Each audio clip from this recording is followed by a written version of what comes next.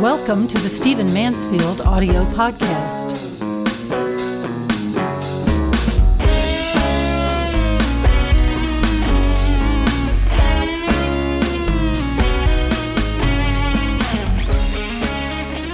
So let me talk to you in this podcast about Donald Trump and me. Now, I don't want you to get the wrong impression.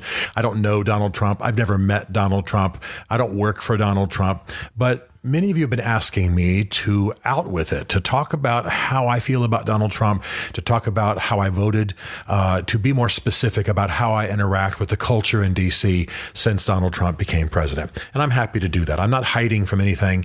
I'm very open about my politics. I am definitely to the right of center. I'm not hard right. I'm not extreme right. But I am definitely to the right of center on most political issues. And then I'm moderate on other issues. I'm therefore glad that Trump at least gives lip service to certain causes, even though I have some difficulty with him. So back during the election, I did not think when he first declared that he had any chance of becoming president. That's on me. I just didn't see it coming. Most analysts, most prognosticators felt exactly the same way. I know of no one who gave him the likelihood of becoming president. I liked a lot of other people in the Republican primary. I thought many of them had heft. They would do a great job. But frankly, most of them ran atrocious campaigns during the primary. And so Donald Trump emerged for a lot of reasons that I've spoken about before and have also put in my upcoming book called Choosing Donald Trump. And so I did not vote for Donald Trump. I also didn't vote for Hillary Clinton. I wrote someone in, but I could not vote for Donald Trump. And the main reason was that I was offended by the way he treated minorities. And the way he's particularly treated African Americans. Now, I've told you before many times in this podcast that while I don't see myself as some great big champion of African Americans, they don't need that, and that would just be insulting to contend. I do walk closely with my African American friends. I have African Americans in my family.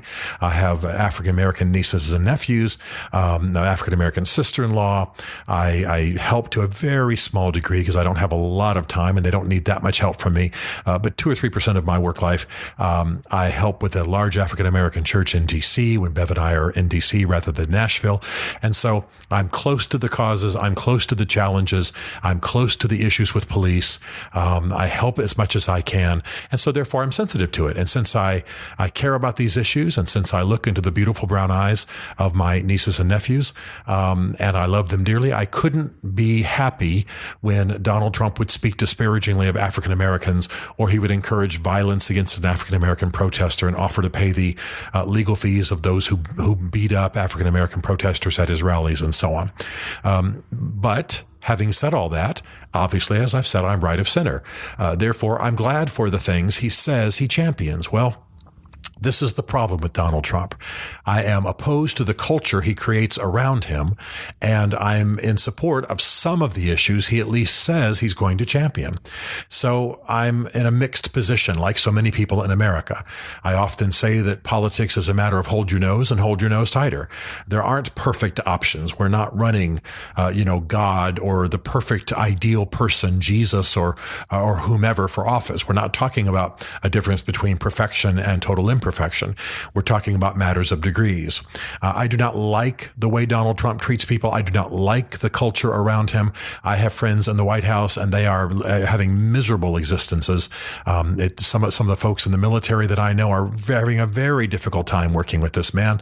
I don't like the culture. I don't like the language. I don't like the people he tends to bring in who are crass and nasty and bullies. I don't like that at all. I value statesmanship. I value statecraft. I value diplomacy. And yeah, I'm passionate about my politics, but that doesn't mean that I have to treat people like garbage. In fact, since my Christian faith undergirds my politics, I believe the beginning of my politics ought to be a high regard for all people and doing the best for the majority. So I want to make it very clear I did not vote for Donald Trump, but yes, just like I would have for any other candidate, and I did, by the way, with Barack Obama, with whom I strongly disagreed on a lot of issues, I do celebrate those positions that I share with him. Even though I think the culture around him, and by the way, the chaos in the White House and his own personal style is really counterproductive. So that's where I am. I will fight for my causes up on the Hill. I will talk to my friends and try to persuade them. I will fight for the Kurds. I will work for social justice. I will fight for the cause of the unborn. I will work for broader religious liberty. I will try to get our State Department and our any in politics to pay attention to the persecution of Christians worldwide, and by the way, of all religions in our country, etc. You see where I am. I am to the right of center, moderate on some issues, as I've said, and therefore mixed and cautious about Donald Trump. So to put it in brief, I'm not about primarily a personality or an administration. I'm about certain causes, and I will dance with anybody who will dance with me. I've held hands and fought for the cause of the unborn with Catholic priests, though I'm a Protestant. I have joined arms with Democrats, even though I am no longer a Republican, by the way. Now I'm an independent, but people on the other side of the aisle from where I am, because they were with me on a certain issue that I cared about. And that's how I conduct myself, and that's what I do.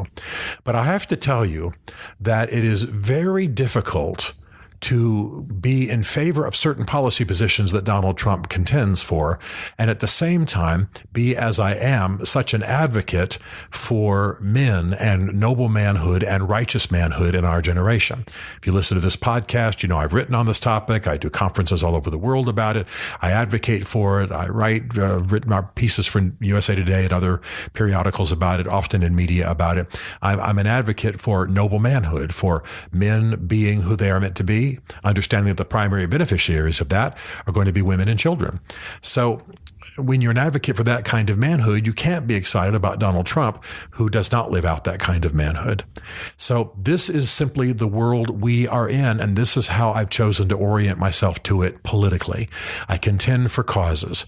I contend for the Kurds. I'm leaving for Iraqi Kurdistan within a matter of days to go over and help with their new constitution, to go over and learn what I can and work with their leaders as they have a referendum for independence on the 25th of September. I'll do that. I'll fight for the cause of the unborn. I'll work for social justice. I will contend for the causes that I care about. But I can't put a rubber stamp on any one politician, and certainly not on this administration. Will I fight them in toto? Will I lambast them in public? No.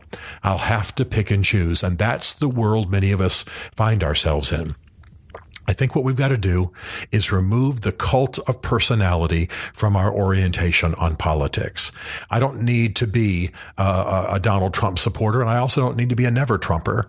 I don't need to be radically for him or radically opposed. He's a politician. He's a mixture. Most people on the Hill are. I work with some politicians I've aligned with almost 100%, but they simply aren't president of the United States. So I'll work with the people in the Trump administration that I can encourage, help, support, and I'll hope for a better president one day.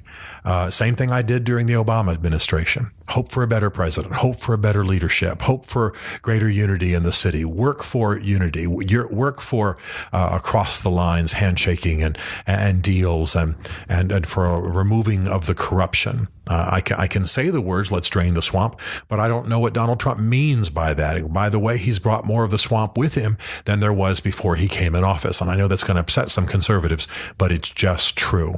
So all of that to say that I believe this era of our political life needs a deft hand. It needs an ability to hold two opposing thoughts in your brain at the same time.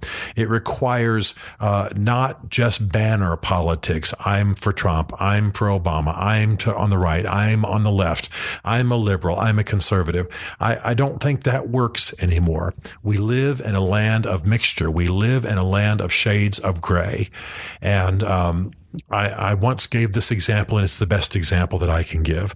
If there was an election between two Marxists, and one of those Marxists was pro-life and one of them was not, I would vote for the Marxist who was pro-life and work to try to reform the rest of his politics. And people would say, well, Mansfield voted for a Marxist. Well, no, Mansfield voted for the best option he had in that election that he could morally live with. And then he worked for the cause of righteousness as he understood it. And then he hoped for a better day. And that's what we have to do.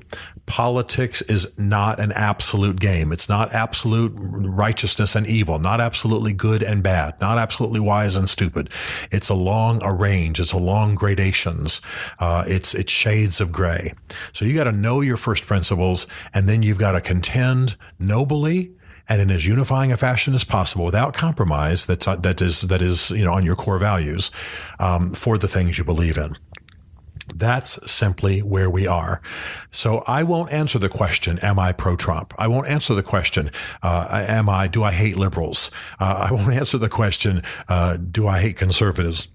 I won't answer the question, are all Republicans stupid? Those are absolute questions. They're based in an immature view of the world. Instead, I will contend for certain values. I'll be outspoken about them. I will try to do righteousness. I will work with people that will make other people whom I work with nervous, but that's how it goes. That's how it is today. And I think we'll make more progress, have a better nation, and certainly the causes I care about will be better served if we think a bit more like that, rather than in the absolute terms that turned this recent election into quite a sham. Politics is a noble calling, and to live it out, you have to consider viewpoints that don't fit easily on banners and bunting and aren't shouted easily at rallies. I'm not saying everything is complex. I'm simply saying that it's not as simple as we are often told, and nobility is sometimes in the cracks between two opinions. Stephen Mansfield is a New York Times best-selling author, a popular speaker, and a frequent faith and culture commentator on Fox and CNN. His groundbreaking books on faith and society include The Faith of George W. Bush, The Search for God in Guinness, Mansfield's Book of Manly Men, and The Miracle of the Kurds. His new book is Ask the Question, Why We Must Demand Religious Clarity from Our Presidential Candidates, available on Amazon.